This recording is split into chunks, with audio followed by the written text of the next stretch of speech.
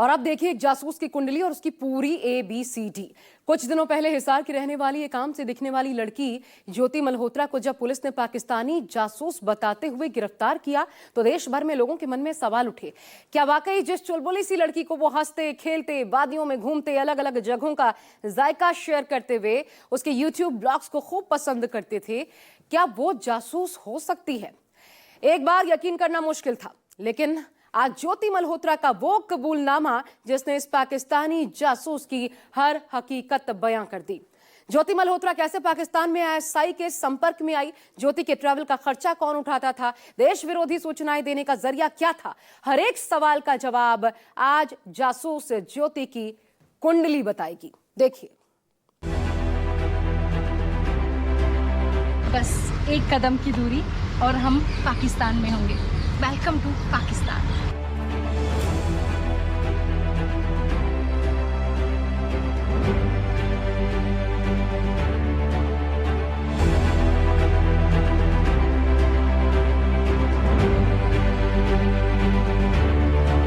Welcome to Lahore.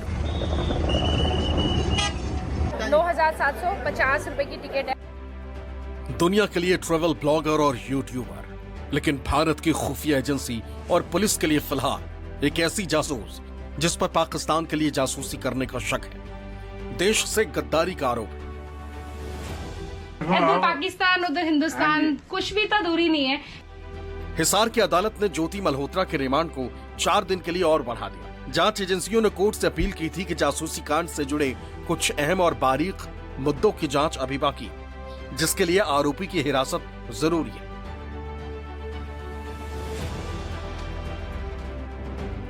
इससे पहले NIA, intelligence bureau और मिलिट्री इंटेलिजेंस ने पुलिस रिमांड के दौरान ज्योति मल्होत्रा से 3 दिन तक पूछताछ की। इस दौरान जासूसी केस में कई बड़े खुलासे हुए।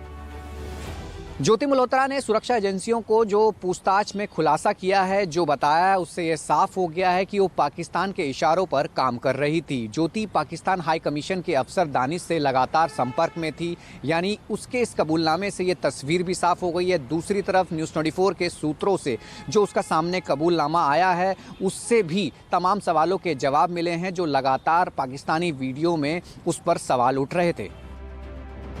सवाल ये कि ज्योति कैसे पाकिस्तान में बड़े सुरक्षा घेरे में घूम रही थी, ज्योति को कैसे पाकिस्तान में VIP ट्रीटमेंट मिल रहा था। अब ज्योति के कबूलनामे की एक एक लाइन हम आपके सामने रखने जा रहे हैं। मेरे पासपोर्ट का नंबर 56098। 2023 में वीजा के लिए पाकिस्तान हाई कमीशन गई। हाई कमीशन में एहसान उर रहीम उर्फ दानिश से मिली। मैंने दानिश का मोबाइल नंबर 981048। मैं फिर दानिश से बातें करने लगी। मैंने 2 बार पाकिस्तान की यात्रा की। दानिश के कहने पर पाकिस्तान में अली हसन से मिली। अली हसन ने पाकिस्तान में रुकने का इंतजाम करवाया। अली हसन ने पाक सिक्योरिटी इंटेलिजेंस अधिकारियों से मुलाकात करवाई। पाकिस्तान में शाकिर और राणा सहबाज से भी मिली। शाकिर का नंबर मेरे मोबाइल में जट रंधावा के नाम से सेव है। व्हाट्सएप, स्नैपचैट, टेलीग्राम के जरिए सभी के संपर्क में थी। सभी से देश विरोधी सूचनाएं एक्सचेंज करने लगी। यानी यहाँ तक सब कुछ पाकिस्तानी खुफिया एजेंसी ISI के प्लान के मुताबिक हो रहा था। अब ज्योति बिल्कुल तैयार थी पाकिस्तान की साजिश को उसके अंजाम तक पहुंचाने के लिए। ज्योति की माने तो दानिश से मिलने के बाद उसके पाकिस्तान जाने, पाकिस्तान में ISI के संपर्क में आने और देश की सुरक्षा से जुड़ी जानकारियां पाकिस्तान तक पहुंचाने का सिलसिला शुरू हुआ। अब ज्योति के इस कबूलनामे के आधार पर जांच एजेंसियां जासूसी के इस पूरे नेटवर्क को खंगालने की दिशा में अपनी जांच आगे बढ़ा रही हैं। तस्वीरें 28 मार्च 2024 को दिल्ली की चाणक्यपुरी इलाके में स्थित पाक एम्बेसी में पाकिस्तान नेशनल डे पर इफ्तार पार्टी की। और तस्वीर में दिख रहा ये शख्स कोई और नहीं बल्कि भारत में पाकिस्तानी दूतावास का अधिकारी एहसान उर रहीम उर्फ दानिश है, जो भारत में रहकर यहाँ की जासूसी कर रहा था और जिसे पहलगाम की घटना के बाद तुरंत भारत छोड़ने का आदेश दे दिया गया। पाकिस्तान के जासूस के साथ बात करती ये लड़की है मशहूर यूट्यूबर और ब्लॉगर ज्योति मल्होत्रा, जिस पर पाकिस्तान के लिए जासूसी करने का आरोप लगा है।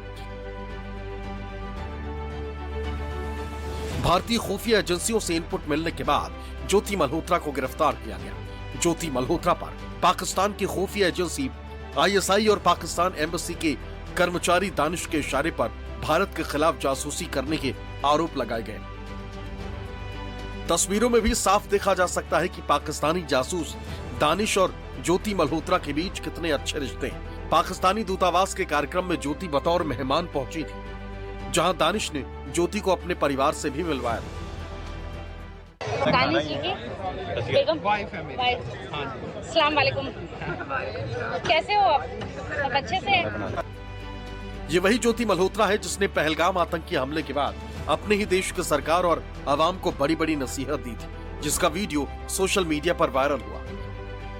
इसमें गवर्नमेंट की ही नहीं बट हर उस नागरिक की रिस्पॉन्सिबिलिटी है जो घूमने जाता है, जो जिसको वॉचफुल होना चाहिए। वो उस सिक्योरिटी कहीं ना कहीं उनसे मिसिंग हुई, वो सिक्योरिटी वहां पर लैप्स हुई, कुछ तो गड़बड़ हुई जो जिस वजह से ये इतना बड़ा अटैक हुआ।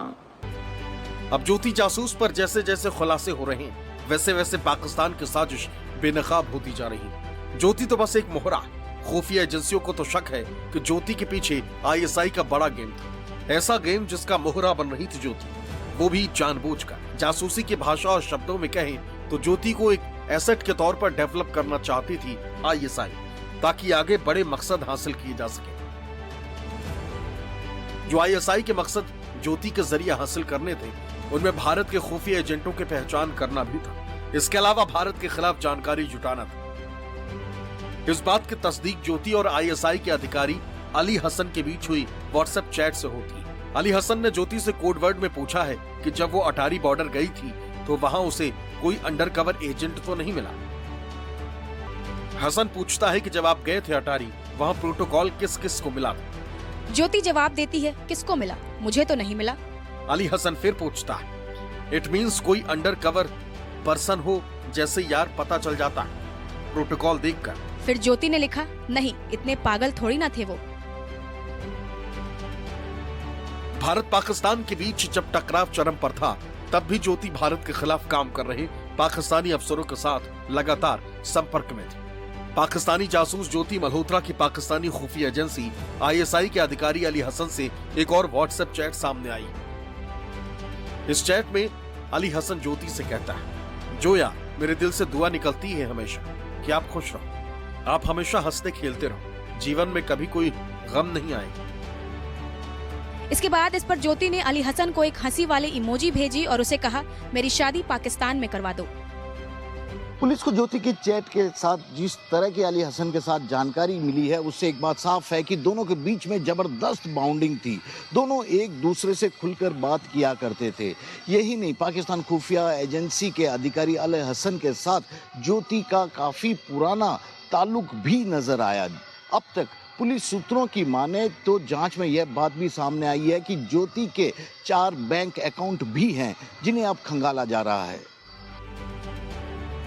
यही नहीं, सूत्रों के हवाले से खबर तो ये भी है कि ऑपरेशन सिंदूर से जुड़े चैट्स को ज्योति डिलीट कर चुकी। यही नहीं, कुछ और अन्य सबूत भी मोबाइल से हटाए गए। सूत्रों के मुताबिक ज्योति ने 2 महत्वपूर्ण इंसिडेंट के दौरान दानिश के साथ हुई चैट लॉग को मिटा दिया था, जिसमें वो चैट भी शामिल है जो ऑपरेशन सिंदूर और उसके घर यानी कि हिसार में ब्लैकआउट को लेकर थी। During the conflict, she was in touch with the PIOs. ठीक है, तो जो पर्सनल नॉन ग्रेटा जिसको डिक्लेयर कर दिया गया, तो during the conflict war she was in touch, but she did not have any direct access as such with any very important direct access नहीं था उसके पास किसी मिलिट्री या डिफेंस के इंफॉर्मेशन को लेके जो हम इस स्टेज पे कहें कि उसने उसको दिया है। But definitely she was in touch with the PIOs, और यहाँ के जो कुछ और भी जो अभी उसके हमने लैपटॉप और मोबाइल जो है वो हम उसको अभी सीज करने की कोशिश कर रहे हैं कहाँ पे है। वंस वी सीज इट और उसको हम फोरेंसिक एनालिसिस करेंगे तो उससे भी काफी सारी चीजें क्लियर होंगी कि क्या क्या। ज्योति मल्होत्रा से लगातार सुरक्षा एजेंसियां पूछताछ कर रही और उससे सभी जानकारी हासिल करने की कोशिश कर रही जो उसने पाकिस्तान को भेजी। यूट्यूबर से पूछताछ के बाद अब उसकी डायरी के कुछ पन्ने सामने आए। 2012 के कैलेंडर वाली डायरी में ज्योति ने पाकिस्तान के प्रति अपनी फीलिंग्स लिखी। ज्योति मल्होत्रा ने अपनी डायरी में लिखा है कि पाकिस्तान से 10 दिन का सफर तय करके आज आ गई हूँ अपने देश भारत। इस दौरान पाकिस्तान की आवाम से काफी मोहब्बत मिली। हमारे सब्सक्राइबर फ्रेंड्स भी हमसे मिलने आए। लाहौर घूमने के लिए मिला 2 दिन का वक्त काफी कम था। सरहदों की दूरियां पता नहीं कब तक बरकरार रहेंगी, पर दिलों में जो गिले शिकवे हैं वो मिट जाएं। हम सब एक ही धरती, एक ही मिट्टी के हैं। अगर ऐसा कुछ हो जिसको वीडियो में शेयर ना किया हो तो आप बेझिझक कमेंट में पूछ सकते हैं। अब दीजिए इजाजत, पाकिस्तान की सरहद यहीं तक थी। ज्योति मल्होत्रा आगे लिखती हैं कि रिक्वेस्ट है कि पाकिस्तान गवर्नमेंट इंडियंस के लिए तमाम गुरुद्वारे और मंदिर के वो रास्ते खोले, उनको प्रोटेक्ट करे। ये ही नहीं, 1947 में जो लोग अपनों से बिछड़ गए थे वो लोग उनसे मिल पाए। यानी कहा जा सकता है कि पाकिस्तान के बारे में जितना कहो उतना कम, क्रेजी एंड कलरफुल।